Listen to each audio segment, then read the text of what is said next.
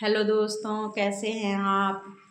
आशा उम्मीद है आप स्वस्थ होंगे, मस्त होंगे और अपने अपने कामों में व्यस्त होंगे। तो बहुत दिन हो गई मैंने आपको कहानी नहीं सुनाई, तो आज मैं सुना रही हूँ आपको एक कथा कि लक्ष्मी के दो वाहन। ये तो सभी को पता है कि लक्ष्मी का जन्म जो है वो समुद्र मंथन से हुआ है और भगवान विष्णु की जो ससुराल है वो समुद्र में है।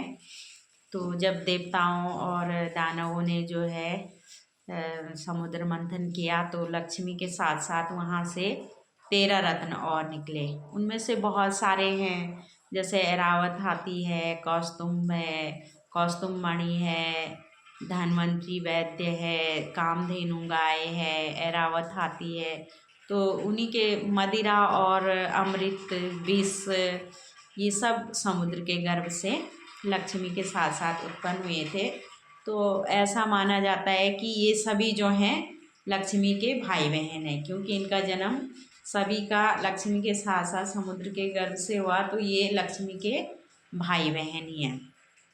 तो दोस्तों, हम मेहनत करते हैं, कहा जाता है कि लक्ष्मी मेहनत से आती है, और ये भी एक बहुत बड़ा तथ्य है कि लक्ष्मी भाग्य से आती है। भाग्य और लक्ष्मी का बड़ा ही अनोखा रिश्ता है।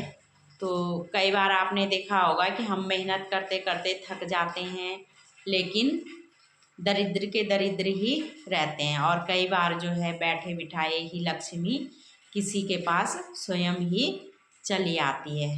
तो कहा जाता है, ऐसा माना जाता है कि लक्ष्मी के जो हैं वो दो वाहन हैं, एक है उल्लू और दूसरा है गरुड़।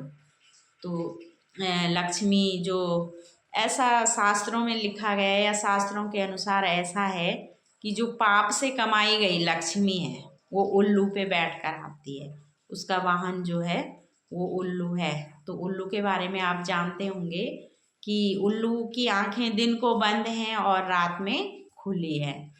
मतलब जब रात सारी दुनिया सोती है तो उल्लू जागता है। तो ऐसे ही जो पाप की लक्ष्मी होती है उसकी सवारी है उल्लू, और वो अकेले बैठकर उल्लू पर आती है। और पाप की कमाई जो होती है वो मनुष्य की बुद्धि भ्रष्ट करती है। उसका स्वभाव जो होता है उदंडी होता है, उग्र होता है उससे। और जो लक्ष्मी वो कमाता है वो अकेली आती है, तो वो नारायण के बिना जो होती है वो बोर होती है, और वो फिर अपने भाई बहनों को बुलाती है कि आ जाओ, मैं बोर हो रही हूँ, मेरा साथ देने के लिए। तो उल्लू की सवारी वाली लक्ष्मी का साथ देने वाले उसके जो भाई बहन होते हैं वो होते हैं मदिरा और विष। तो आपको पता ही है कि शराब पीने वाला कैसा होता है, और विष धारण करने वाला, भगवान शिव को छोड़ के विष धारण करने वाले की क्या स्थिति होती है।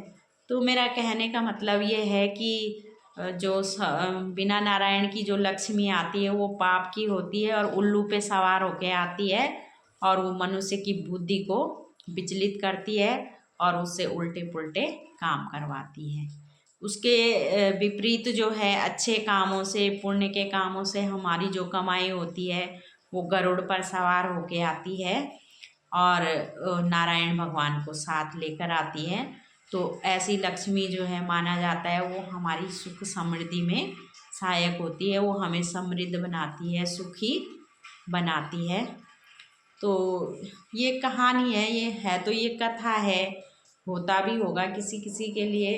लेकिन दोस्तों, सही बात तो ये है, लक्ष्मी भाग्य की होती है।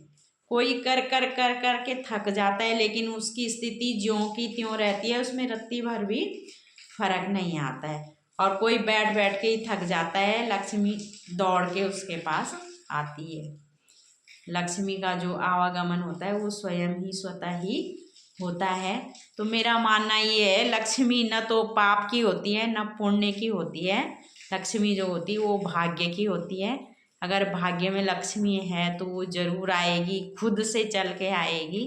तुम्हें उसके लिए मेहनत करने की कोई ज़रूरत नहीं है। अगर भाग्य में लक्ष्मी नहीं है, तुम कितने ही पाप कर लो तो भी नहीं आएगी, कितना ही पुण्य कर लो तो भी नहीं आएगी, कितनी ही मेहनत कर लो तब भी नहीं आएगी।